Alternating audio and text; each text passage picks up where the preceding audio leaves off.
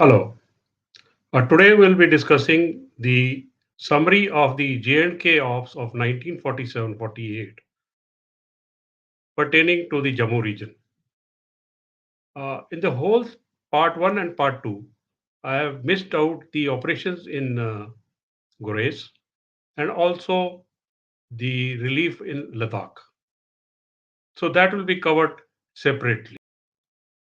From September to October 1947, large number of trans-border raids were carried out by the tribals across the Pakistan Jammu border in Mirpur, Naushera, and Poonch region. By 15th October, the raiders had penetrated into Poonch, Mirpur, surrounding some of the state forces garrisons and destroying others. The Muslim component of the Jammu and Kashmir forces in the Poonch Mirpur sector had deserted on 18th October with arms and ammunition and joined the raiders.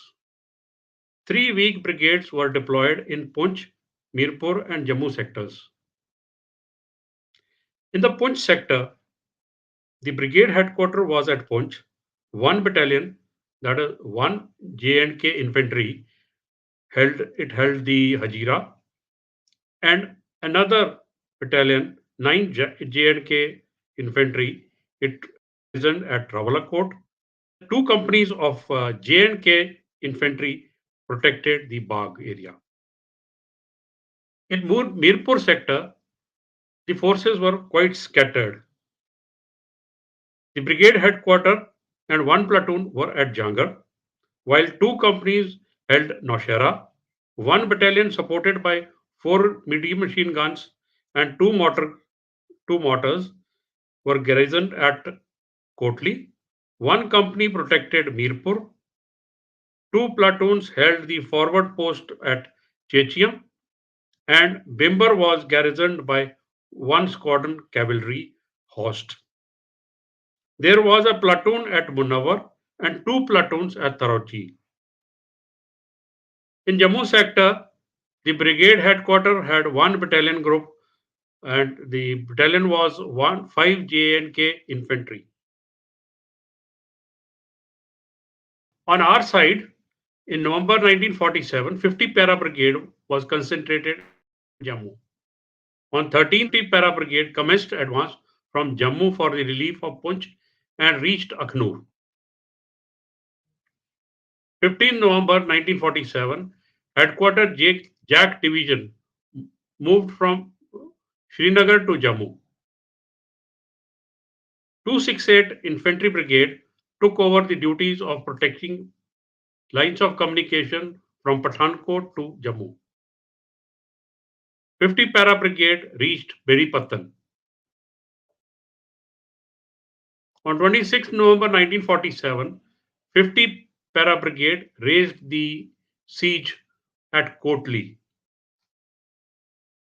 On 26 November 1947, raiders attacked Mirpur garrison, but attacks not pressed home. Own troops managed to break out from Mirpur.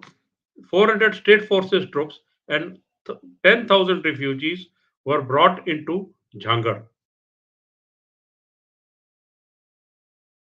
On 28 November, 50 Para Brigade returned to Jhangar and Kotli.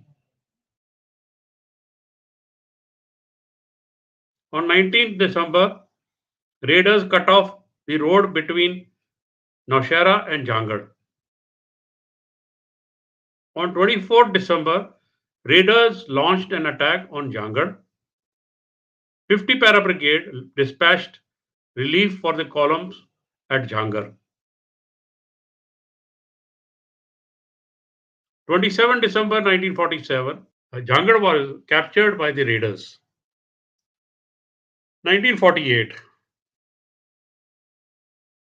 On 1st February, Operation Kipper for the capture of Kot was launched and Kot captured by 50 Para Brigade. The aim of Op Kipper was to clear the ridge 9 kilometers northeast of Naushera. This ridge overlooked the Naushera Tavi Valley. Kot was the highest point on the ridge.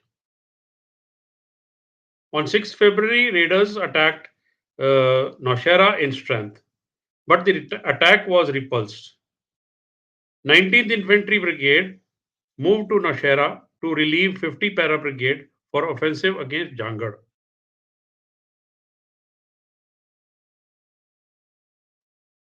15th March, 19th Infantry Brigade and 50 Para Brigade advanced towards Jangad. Jangad recaptured by own forces. On 8th April, operations for the capture of Rajouri commenced. By 12th April, Rajouri captured by the Indian forces.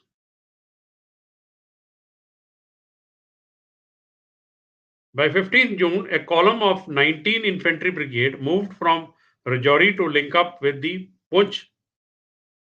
On 17th June, link up of Infantry Brigade column from Poonch took place at Potha, that is a place near Surankot. Subsequent consolidation of the link up was, however, not undertaken due to the paucity of forces. 14 December, heavy shelling at Nowshera positions by the enemy. 17 December, attacks launched by the Pakistani aided forces at Nowshera and successfully beaten back. Going back, we'll discuss about the siege of Poonch. In October 1947, Poonch was surrounded by the raiders. On 22nd November, 161 Infantry Brigade had attempted a reinforcement of the Poonch garrison. However, there was a bridge which was burned down between Poonch and the Hajipir area. That is why only one battalion, one Kumaon was inducted in the Poonch garrison.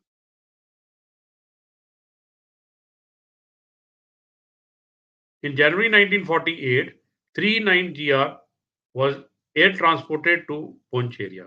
There was a airstrip available. August 1948, Pakistani aided forces launched an attack with a brigade strength on Poonch, but the attack repulsed. September 1948, the enemy brought in 25-pounder guns and they started shelling the Poonch airstrip, putting it out of action temporarily. Then the plans for relief of Poonch was considered at the headquarters Western Command.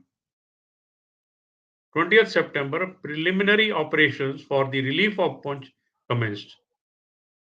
22nd September, Thana Mandi captured, thus cutting off two enemy battalions in Budal area. 14th October, main operations for the relief of Poonch commenced with the attack for the capture of Pir Badeshar. 16th October, Pir Badeshar was captured.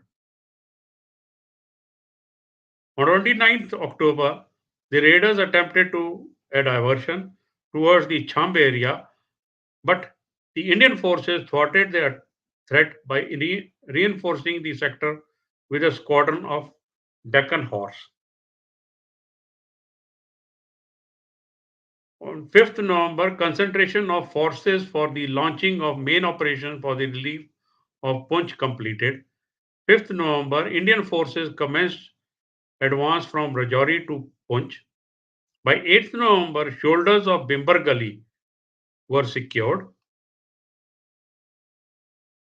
9th November, Ramgarh Fort was captured.